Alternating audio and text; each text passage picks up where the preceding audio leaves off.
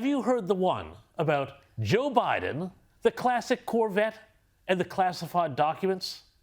Stick with me, folks, because this is incredible. Now, you know how all week there's been talk that Joe Biden had, just like a certain orange-haired former president, been mishandling classified documents?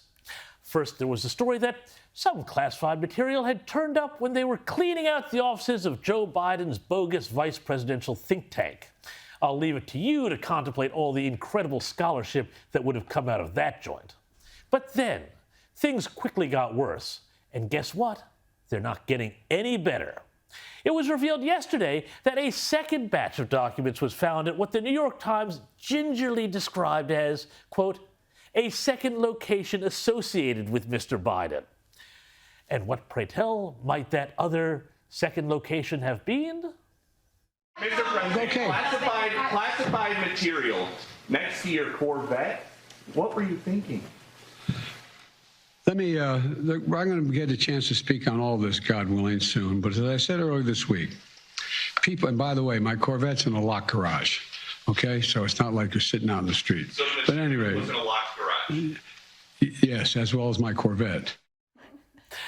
Friends, I don't know what to say about that. We may have just heard the most Joe Biden thing ever. And this, by the way, is the Corvette and the garage. You can see it there on your screen.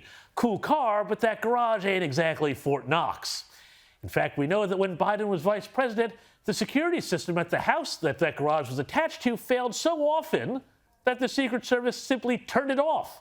That's how useless it was. And oh, by the way, it gets weirder. I know.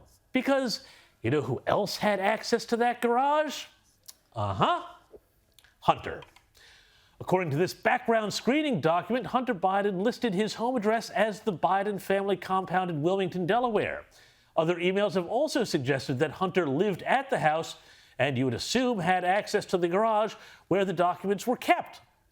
Which is, of course, a great relief, I think, to everybody because we know how fastidious Hunter Biden is when it comes to taking care of caches of important documents and materials. Speaking of the documents, sources familiar with the matter told CNN that the documents are U.S. intelligence briefings and included memos related to topics including Ukraine, Iran, and the United Kingdom, and were dated between 2013 and 2016. So yeah, nothing important then, really, is there? Anyway, it has also been revealed that countless other people besides Hunter had access to the garage, including a film crew from Jay Leno's show and Biden lawyers who, quote-unquote, originally found the documents in question. Oh, and here's a bit of breaking news. As I was putting pen to paper and writing these words, I'm sharing with you, word came out that a third tranche of classified documents was found at a third location. Now, I mean, at this point, it might be fair to ask where Joe Biden wasn't keeping classified documents. Now, there's a lot to unpack here, and reporters tried to get what they could out of Karine Jean-Pierre at a White House press briefing. Karine, let's just say, didn't handle it well. Among the issues she was pressed on was why, if it was known that these documents existed as early as November 2, before the midterm elections, the administration wasn't transparent about it beforehand. How can you say this was transparent when you've sat on this information for more than 2 months? Thank you, Karine. Yeah, okay, Karine, just ignore that question. But what about visitor logs of who might have been at the Delaware residence? Can we see those? Go ahead. Do we have the records for the Delaware residents? Oh, I'm sorry. I was calling the gentleman who wanted to ask a question that was not related to this. Go ahead. Thanks, Karine. I appreciate it. I know I'm a little behind the news cycle here, but I want to go back to yesterday's op-ed from the president on big tech regulation. Yeah, that one's in the too hard basket too, I guess. And then there was this fantastic non-answer. Thank you, Karine. Another one on GarageGate.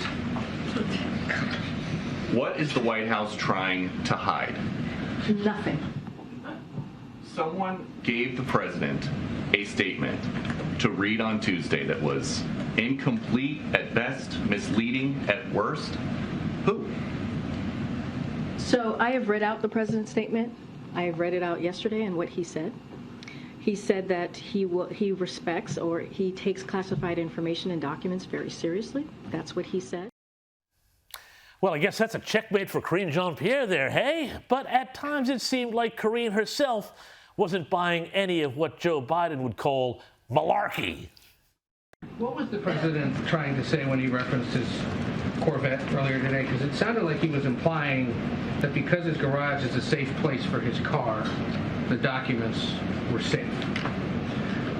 And therefore, if it was safe for the car, it was safe for the documents. Is that what he meant? Look, I'm going to just leave his statement as is. It's just so ridiculous. But if that's not enough insanity for you, check this out. According to the left, this whole thing is just a big Republican plot. Here's Joy Behar and the ladies at The View. You know what I think? I've never seen a luckier person than Donald Trump. Just as we're this close to getting him, but somehow these documents appear. But here's the thing.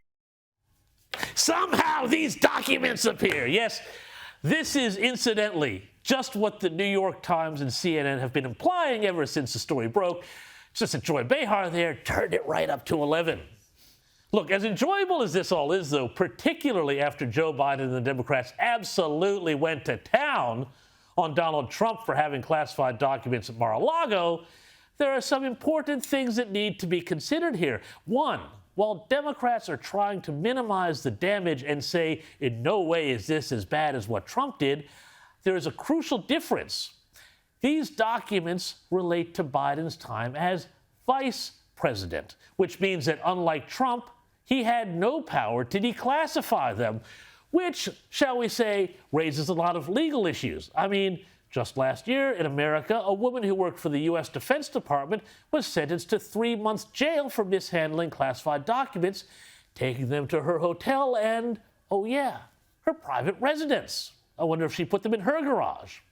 Will anything remotely similar happen here? Of course not. And then there is the question of why is this breaking now?